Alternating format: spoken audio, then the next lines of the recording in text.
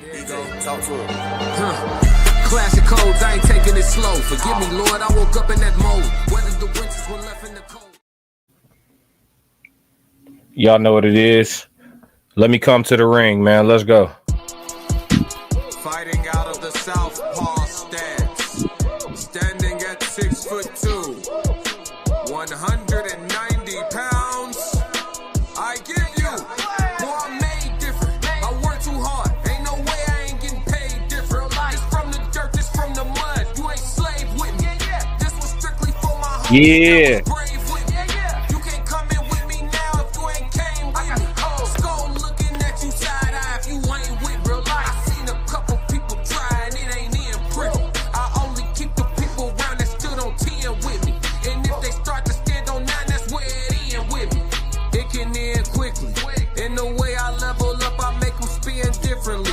I should start a foundation. They be make a wish in me. I got these hoes in the fringe. They can't seem to get to me. Babe, I done mastered discipline. It take more than booty cheeks. Need a little more. What up, y'all? What up? What up? What up? All right. 333 if you with me. What up? We got some 333s in the chat. Let's get into it, man. I got a great live show for y'all today. I got a great live show. Let me throw the thumbnail up so y'all can see what's going on. We got the live reaction. We got the question of the day. We got the code language conversation. And then we're going to do chat Q&A depending on y'all, right? So, yeah, man, we got a great show going on today.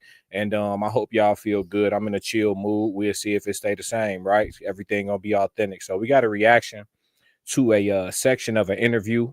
We going over to perspectives with Bank for the first time. So I like a lot of the shorts I see by Perspective with Bank. So I decided to dive into some of his interviews to see if I could find a section of one of the interviews where we could do a reaction. So we're gonna move into that first, and then we're gonna tap into everything else on the agenda, man. How y'all feel? Talk to me, chat. How y'all feel?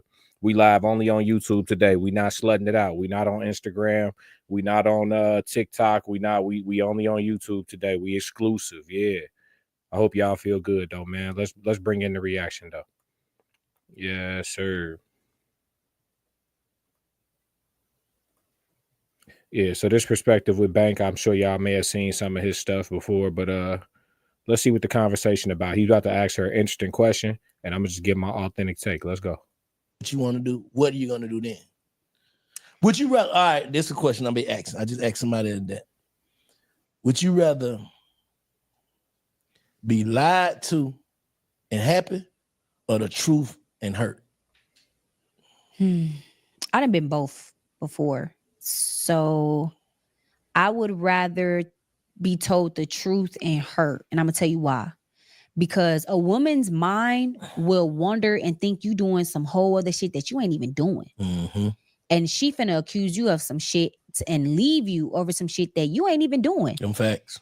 And it's like, at least I know that you being honest with me and I can deal with what you telling me rather than me coming up with a whole nother scenario and ready to kill you and whoever else is in your path. So just tell me the truth and let me deal with it. Like, I'm a hurt, but let me go through my feelings. Let me go through my emotions. Let me figure out what I'm gonna do for me instead of like you trying to hide it and not telling me and being selfish about it. You know what I'm saying? Like, give me an opportunity to pick and choose what I want to do, which is okay. So let's talk about it, chat. So he asked her, would you rather be lied to and happy or be told the truth and hurt? And I think it's cliche for a woman to say that they want to be told the truth. I think that's the cliche answer. If you look at the perspectives or do a survey or gain a census of the women around you that are married and still married and surviving, you know, and having a thriving marriage and working through everything that marriage consists of and all that it encompasses. If you talk to those women, you'll understand that there's different perspectives around this in regards to, would you rather be lied to and happy or told the truth and hurt? You have married women that'll say they'd rather be told the truth at all times. You know, again, that's the cliche response. But then when you dabble into, again, relationships that actually have longevity and sustainability, you'll find that those women don't think so cliche. It isn't so cookie cutter. It's a little bit more of a realistic approach, right? You have some women that believe in ignorance is bliss. And if you love me, you'll protect me from things that will hurt me. You have that, you know, thought process, and having that thought process for a woman, in my opinion, isn't a bad thing as long as she chose well.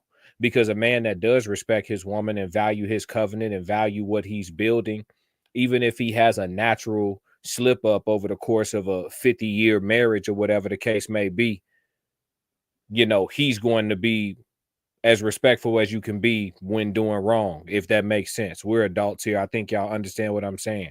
You know, be sharp about it, be slick about it, be safe about it, and it should never come to the light. That the saying, what you do in the dark shall come to the light, that's a cliche that's not always true. There's a lot of shit being done in the dark that don't come to the light. It's people taking secrets to the grave every day. So we gonna speak about reality, or we gonna speak about the things that we were told to believe? You know what I mean? We all grown now, so we can see, we can hear, we can form our own understanding. But I just think she gave a cliche answer. I think oftentimes that whole, you know, give me the truth and let me do what I will with it thing is, put it like this. A lot of times in situations, telling a woman the whole truth that may be harmful to her, if she's gonna cry and stay, you just did more harm than good. If she's going to cry and stay, you better off just never given her that information at all. Because now there's a rift, there's this extra distrust, there's all this stuff you got to work through that, you know, had you just been quiet, it's nothing. You just proceed. I know it's not popular to say it that way, but again, when we talking about relationships that y'all actually want to last, not shit that y'all want to sound good in an interview on the internet. That's why I respect him telling me the truth, because like, okay, cool. Now I got to decide what I want to do. So after that, if I decide that's not what I want to do, to be completely honest, I don't think that that's something that I can do. What if y'all had an open relationship? Did you tell him could it go both ways? I did. And what did he say? He ain't going for it. That's the only way. Rightfully so. Right. I know. Like, that's how niggas think, and I get it, but niggas rather be lied to and happy. But see, I don't want to be told the truth. But I know that. But I don't want to be that. I don't want to. Yeah, see, and that's the thing. You see how she just said, "I know that." I acknowledge men would rather be lied to and happy. She says, I know that. And then she says, but I don't want to be. And then we'll see what she's about to say from there. But there is no but after that. If the opposite sex is giving you the recipe, the blueprint on how to deal with them, how to keep them happy, how to show how they receive respect, respect it.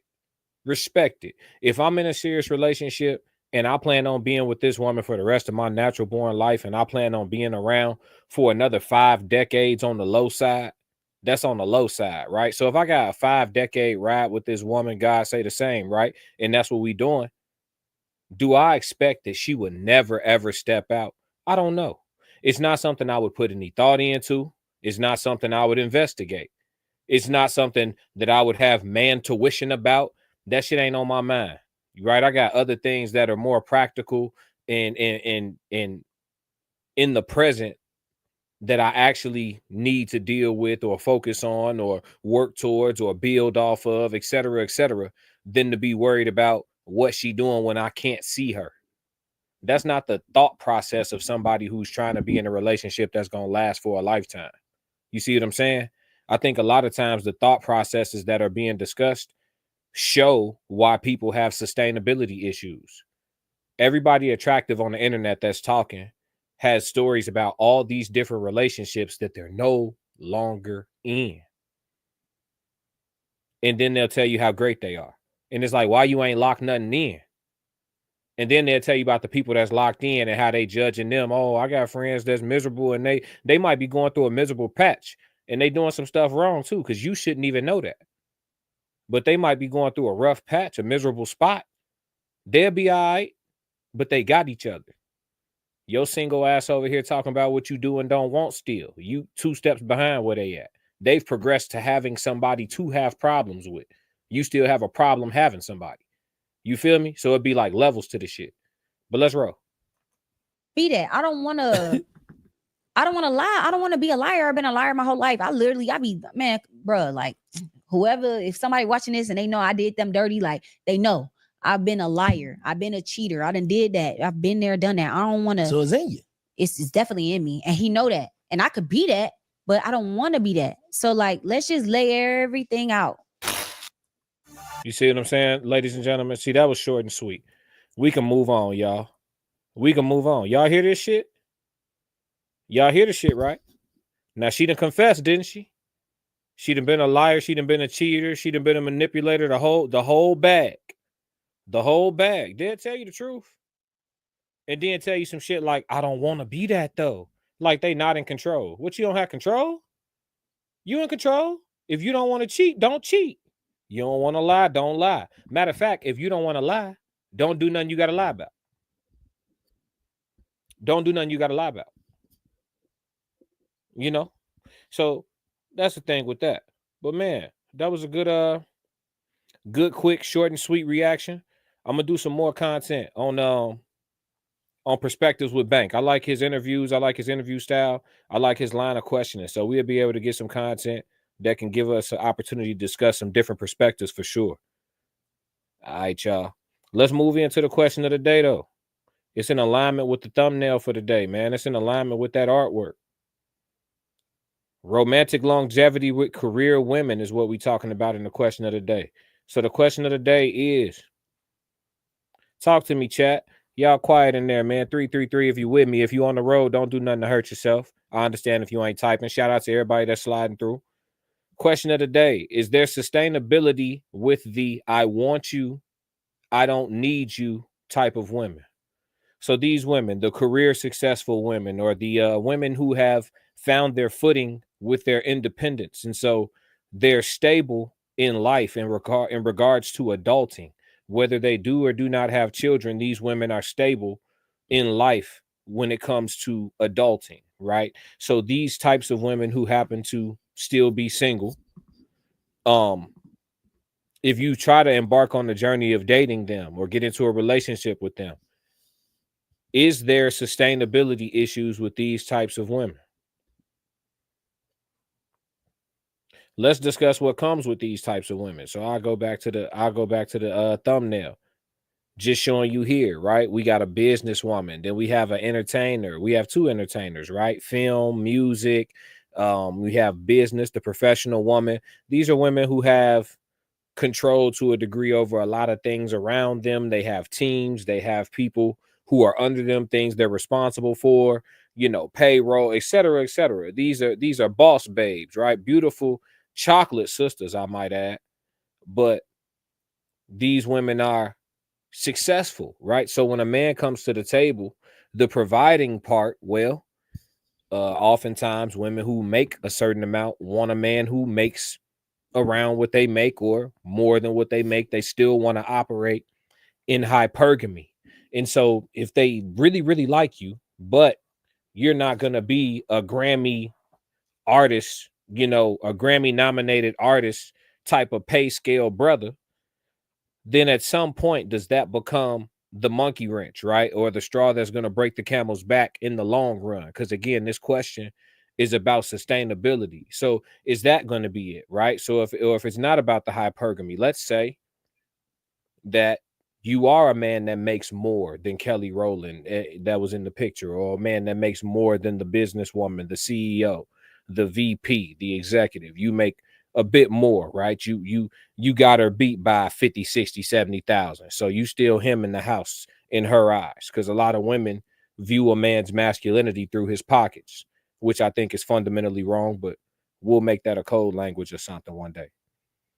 So when we start thinking about sustainability, we got to think about what shit could get in the way down the road. And with these types of women, an executive woman, even if you make more, sometimes, and I'll tell y'all my personal belief, I have no stats to quantify this. This is purely an opinion. I don't believe that femininity has an on-off switch. Some women will say, you know, they have to be in a more masculine role at their job and in their careers.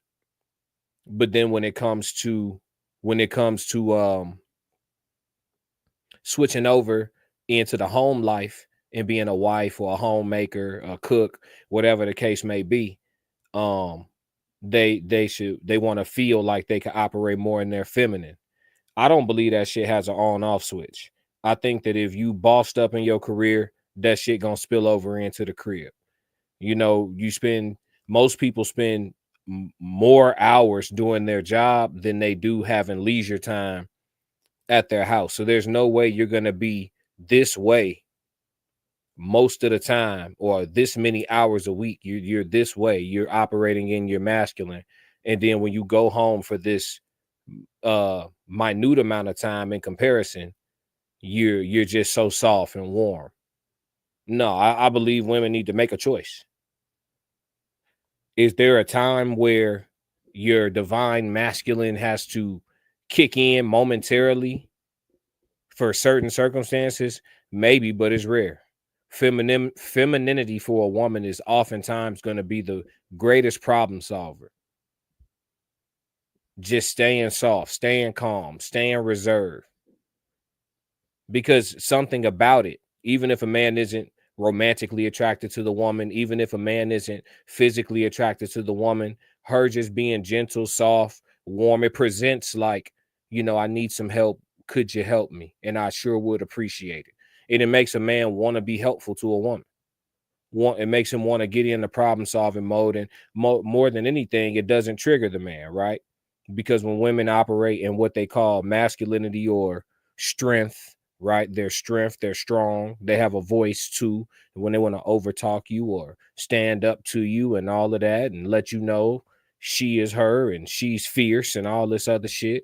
Well, what it does is it stimulates a man in a way that isn't necessarily going to be positive and conducive to a progressive discussion.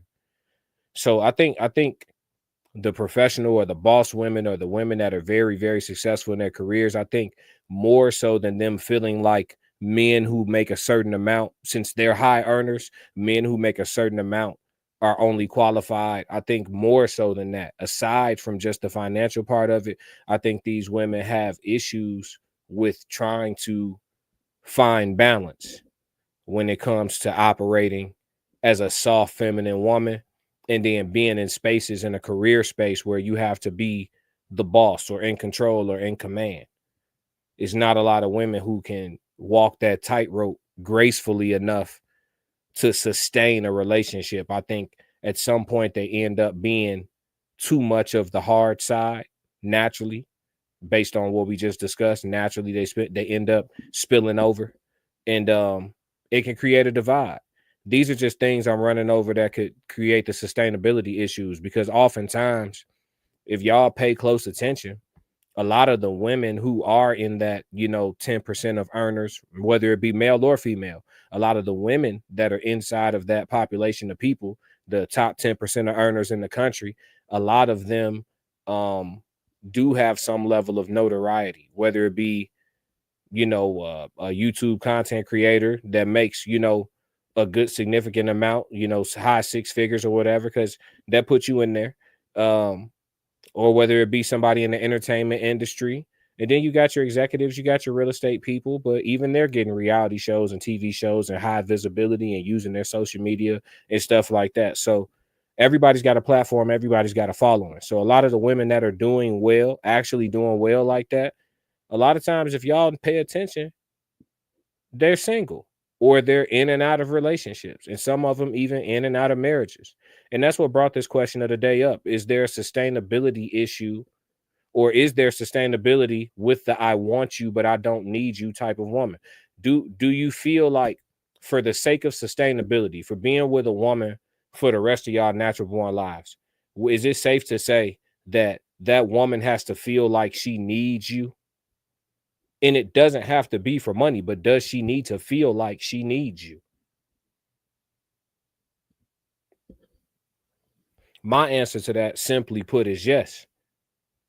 I wouldn't be with a woman who says that to me. If a woman said to me, I want you, but I don't need you, then I don't want you. I want to be needed. I want to be needed. I want her to feel like I can't do this without you, and I don't want to do it without you either. Both of them. I want both. And I want to feel the same about her. I can't do it without you, nor do I want to do it without you. I want to go at this with you. We locked in. It's like that. You know what I mean? So I don't know. I think that there's a off rip is red flag. The I want you, I don't need you type of women, they red flag all in the dough. In the dough. And I think the thought process behind the I want you, I don't need you is a financially based statement. They feel like because they have stability in regards to adulting, that they feel like they just want a man. He's a bonus because, you know, they already got their bills on auto pay. Like life is more than being able to pay your bills on time. It's so much more. And even if you already travel, you're going to get tired of traveling with the girls. Or sometimes over time, the girls end up getting married. It ain't going to stay that way forever, yo. Like things in life have ebbs and flows. So this whole concept, like I think, and then the problem be, this is the problem. And this is why I make this content so women can hear this stuff coming from, you know, my direction or whether it come from someone else with a different delivery that gets through. But I think at some point in every woman's life, whether it be early or late, whenever, they do realize that they need a man or that life would be better. Or that life, you know, with a man has value, something like that. It hits them. But for the ones who don't get it until like, you know, beyond like 35 and 33 and all that, they normally learning the hard way. They realizing it, but they realizing it the hard way.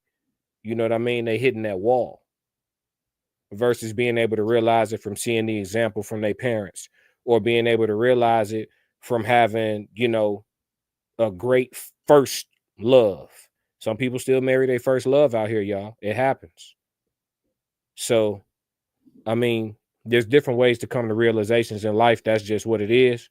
But I really do have sympathy for the ones that realize it when it's already super hard because of where they're at in life and how shit goes. They realize it when it's just going to be tough for them to really secure that shit. You know what I'm saying? I got a lot of sympathy for that shit. But yeah, man, that's the question of the day. That's the question of the day. That was a good one. And then we got the code language conversation. So let's move into the code language chat. We moving right along today. The code language is called losing friends. Sheesh.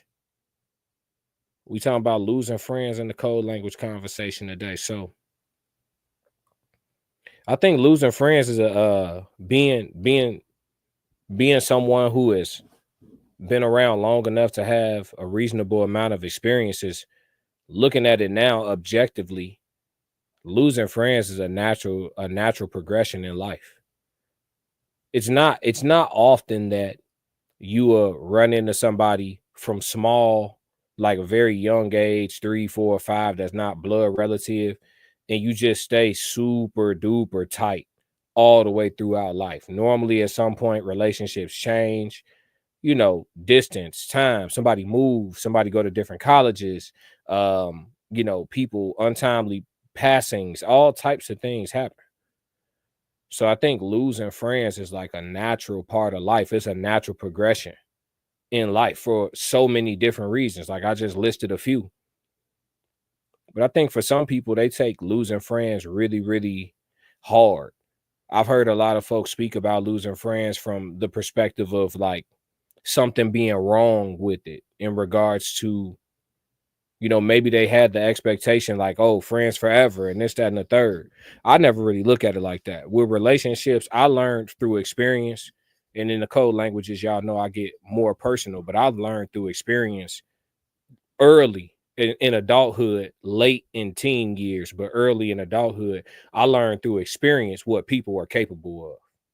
Off rip, like I learned the hard way, just what people are capable of, like the lies people could tell, how sneaky people could be, how vindictive people could be, how vengeful people could be, how envious people could be, how jealous people could be. I learned from experience super, like before graduating college, like, you know, 21, 20, 19, 22, all them little early adulthood years, I learned all of that, exactly what people were capable of.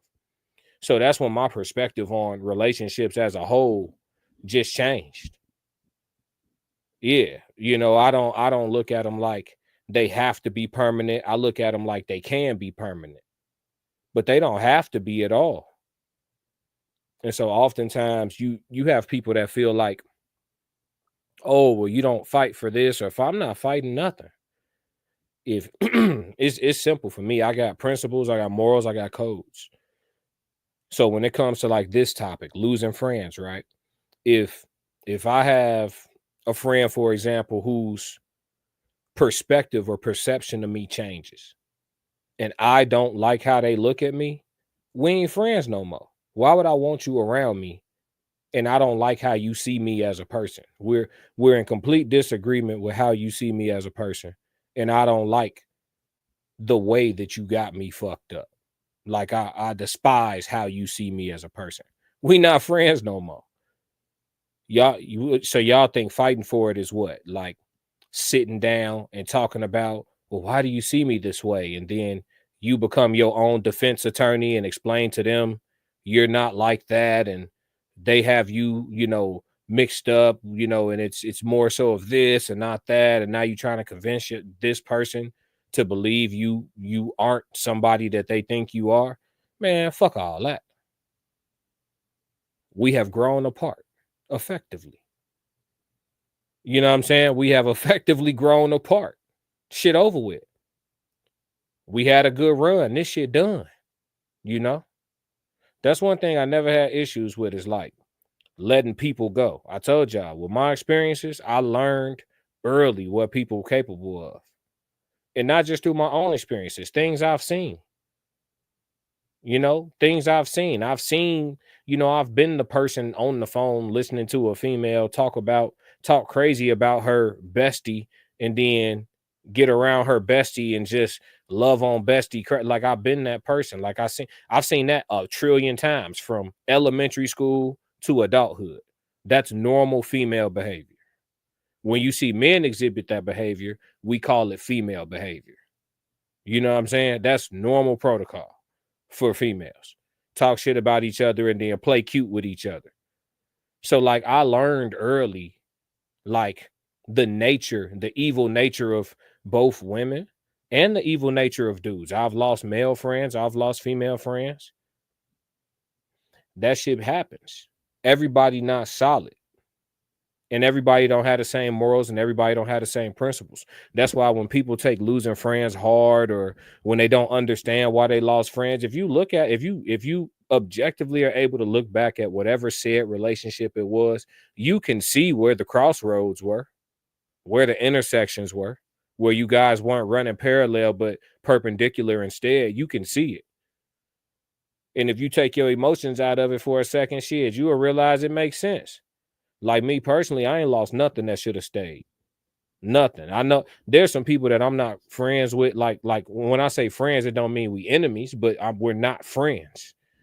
That probably miss certain qualities that I brought to the table in their lives, but shit, deal with it. You know what I'm saying? But for me, on the other hand, I'm straight. Like I say, I think I was fortunate by going through like some rough years that forced me to look inward and spend some time in the dungeon. I like to call it the dungeon. Like, spend some alone time, spend some time with self in the quietness, in the dark, you know, going through it and really like sorting some shit out, and coming to some real harsh realizations about real life versus the shit people say, and the shit that's cool to say, or the shit that is cool to make shit look like. You know what I'm saying?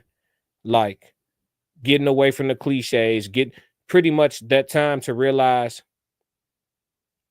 sheep see the shit the way I've been looking at it. Sheep are the ones that see the shit the way I've been looking at it. I had time to realize that.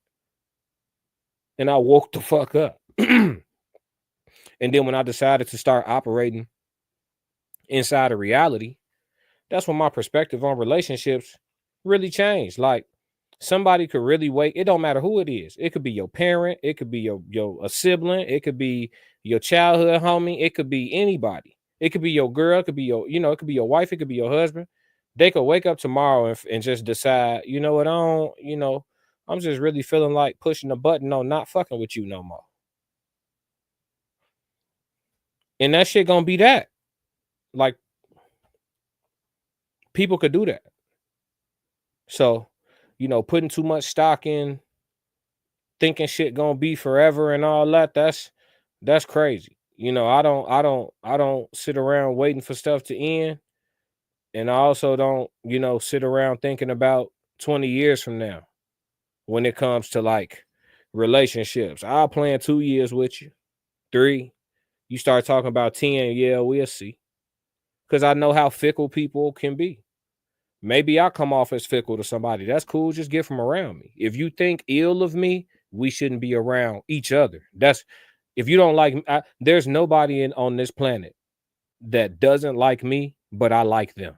If you don't like me, I don't like you. It's that simple. We don't like each other. There's nobody who looks at me sideways, but I'm yearning to get it straight with them. Fuck you. Respectfully. Or disrespectfully, depending on who we talking about. You know what I'm saying? Yeah. I'm the person that's done talking about it. Quick. Because I see what it is. Once it gets to a point where you got to start convincing people of shit, just leave it alone. Leave it alone. We're not going through that. We're not going through that. But yeah, man. Losing friends. I think that people should change their perspective on it, because sometimes people that stop being friends, the shit goes too far left, and then you got fatalities, you got injuries, you got, you know, mess, all type of stuff start happening. I think that if people just look at it for what it is, start trusting people to be people. You know, most folks have some type of a religion, right? So if y'all read y'all books, y'all can see that all these types of people that we encounter were in those books. The loyal ones, the snakes, the sneaky, the honest, the overly honest, the you know, the talented liars, the disguises, the everything. It's all in those books. All these people, these types of people, these archetypes of people, they ain't went nowhere. Still around. So if you trust people to be people, you stop being surprised, and when shit go left, you just shit. Let it go. Evolve. Take what you need from it. It's the way I see it, man. But y'all let me know if y'all agree or disagree. Let me know how y'all see it. You know, in the comments. Let's have a conversation. Let's crack this code, man. But yeah, getting out of the code language conversation. Let's move into the chat Q&A, chat. Y'all got 2 minutes, man. Drop a question for me if you got anything. If you don't have a question for me for chat Q&A, you know we're going to tap out the live. We're going to call it one. You know, I ain't going to over talk. We're going to say what need to be said. My grandfather once said you start talking too long and you start to line. So, you know, we're going to keep it where it need to be, but we ain't going to take it too far. Facts. 333 chat.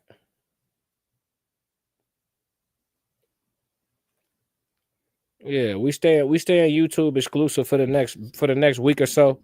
I like the idea of streaming on the Instagram live and shit like that, but I got to figure out how I want to do it in regards to maybe giving them like a quarter of the live stream. You know what I'm saying? I'm not going to be giving them the whole thing. You got to come over to the YT. You got to come over to the YouTube to catch up with me. That's how we doing it. That's how we focused. You know what I mean? We running the subscribers up. We over 600 now. Officially today, we over 600. It's the road to a K. And then once we hit a K, we're going to be on the road to 2. We walking everything down. Y'all know what it is, man. Producing great content, great sociology work. We telling the truth. We facing the truth. And then we leveling up from it. You know what I mean? It's a lot of channels with a lot of different niches. You know, mine is sociology.